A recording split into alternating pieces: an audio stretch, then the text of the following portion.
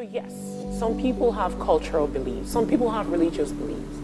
I have a family member that is a Jehovah's Witness, no pun intended, but they have the strict beliefs about how they go about their medical ailment. I don't have any problems with them, but that does not mean that they will impose their beliefs on mine. So everybody has their free will, and this treatment that we're talking about, surrogacy, is not meant for everybody. If you don't believe in it, don't do it. But don't discountenance the people that genuinely want to complete their family by having a child. Whether you adopt, adoption is an option that we offer patients. Just so you know, it is not completely written off, but adoption is a very long, drawn-out process that may never come to you. I have many patients that go through adoption process, and until they hold that baby, they don't even know what's going to happen. So instead of going through that secondary emotional drag of adoption, and you have viable eggs with your husband's sperm, why don't you seek someone that is willing to do it altruistically? Because what we're talking about here is still how much can you pay someone to carry your child? How much?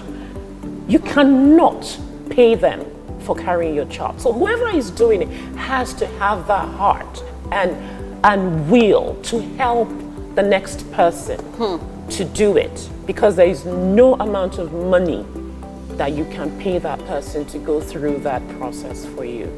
I particularly like the fact that you mentioned the economic aspect of it now, altruistic. That is, people want to do it because they feel, that I want to help you, and it's not about the money. But in some cases, that is not the situation. Let's talk about the surrogate themselves now. In some cases, they are being taken advantage of. I'll refer to the story Madam Ifeoma mentioned. That's why I said when you do something behind, is that the right word? Yeah, behind not the professional way. That happens. The surrogates get exploited because they feel like, what is it? It's just to carry baby and deliver. This amount is enough for inconveniences. No, it has to be done professionally so that you know that all the T's are crossed and I's are dotted to make sure you protect the surrogate at every point in time while the process is going on. This is going to be very clear, black and white, clearly stated.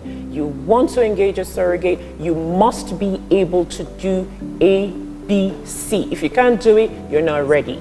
And they have to go through all kinds of processes, counseling, through meeting the psychologist, making sure that you are really ready to go through this. And it goes both ways. As the intending parents are going through all that processes, the surrogate is going through all the processes to make sure that everybody is on the same page as to what they're engaging in. Okay. So it's not everybody that, in the case they want to be a surrogate, that is qualified to be a surrogate, because there's so many screening process that goes through, and that's why it has to be done professionally. If you do backdoor, you get backdoor results. outcome. Okay. Yes.